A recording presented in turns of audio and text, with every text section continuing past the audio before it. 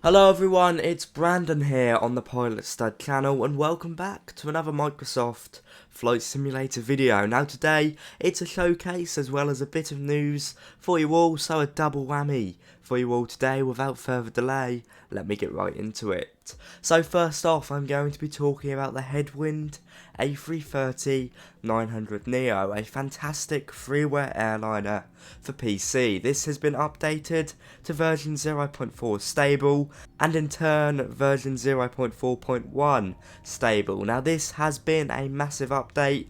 Not only has it incorporated fly-by-wire 0.10 systems into the cockpit, meaning you've now got the most up-to-date, stable fly-by-wire release inside, notable for the massive improvements in cockpit lighting, as well as a vast array of MCDU or MCDU system improvements. But aside from that, version 0.4 of the A330 has seen a good amount of A330 specific systems implemented, from ACARs to improvements once again in the MCDU to reflect an A330 as opposed to what used to be A320 systems, where initially most of the systems came from. Now I should note that version 0.4 is the stable version of the Headwind A330, so if you are like me and prefer to live life on the edge, the development or pro-release version of the A330 has been updated accordingly, which is the one I normally fly with, to utilise experimental fly-by-wire systems such as VNAV, but in today's video I'm talking about and previewing the stable version. Now as part of this update, the Headwind team have released a new version of the A330 suitable for higher tastes or mindless opulence, whatever hill you would like to die on, bringing the ACJ 900 Neo, standing for Airbus Corporate Jet. Now this means you can fly wealthy arms dealers or oil tycoons around the world in the virtual skies. I'm only joking about potential passengers. It is really cool to see this, although in real life no ACJ 330-900 Neos have been delivered yet in real life. I believe they have been ordered. For all intents and purposes, it is basically the A330 with a different livery, but there have been some changes to the weight and balance of this aircraft, as well as in the EFB. The payload section replicates what looks to me more of a VIP configuration in the back. Until we get a cabin, you won't really see many differences, but it is very cool. Aside from that, there are some small but mighty changes implemented in the A330, from a first officer's EFB to the mode control panel, autopilot panel lighting being changed from orange to white to more accurately reflect real life. All in all, there is a vast array of changes. I do recommend you read the changelog. I've summarised the main ones here.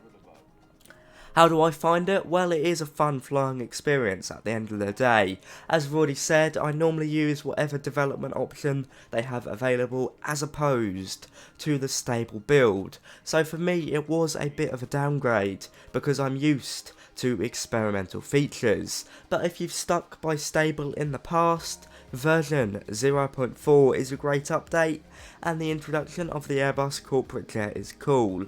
One thing I will say is the A330 really still loves to float down the runway, as you can see here from my landing at Geneva. There wasn't really any wind, and at this point towards the end of the float I was going about 80 knots, so it's either these flaps are really effective, or there's a massive amount of ground effect at Geneva. On that note guys, a big thank you to the Headwind team. You guys have done a smashing job as per. Now from freeware to payware, work continues on the Airbus A330, which is the CEO version, compared to the aforementioned Neo version by Headwind.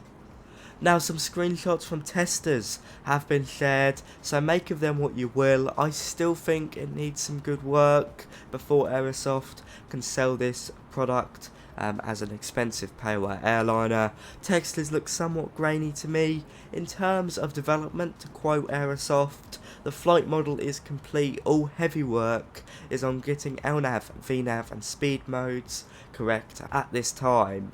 And math is confirmed that once we do get a release date, we will get 2 weeks notice prior to that date. So obviously it's getting pretty close to wrapping up work on this payware Airbus airliner, which will be available for both PC and Xbox. In my humble opinion, Aerosoft do need to push the stops out with this. With the likes of Headwind on the market, which obviously never has claimed to be a quote-unquote study-level airliner. Not that I really like that phrase, but you guys know what I mean. But, you know, there is a freeware alternative out there, so Aerosoft do have to do quite a bit of persuading to get people to pay 40, 50 or £60 for an Airbus A330. And of course that's easily done if the systems inside are built from the ground up and not using A320 systems prior, but in my personal opinion, at least from the screenshots we've got so far, I actually prefer the external model of the Headwind A330 compared to Aerosoft's one. Of course, Neo and CEO differences aside, they are pretty much the same aircraft. I'm sure Aerosoft will do a stellar job with it, but at the moment, I'm not 100% confident. I guess we'll just have to see how it goes. It's certainly a very exciting time to be a flight simmer, and on that note guys, thank you very much for watching. I hope you've enjoyed. Be sure to like, comment and subscribe if you have. I'll see you around. Bye bye.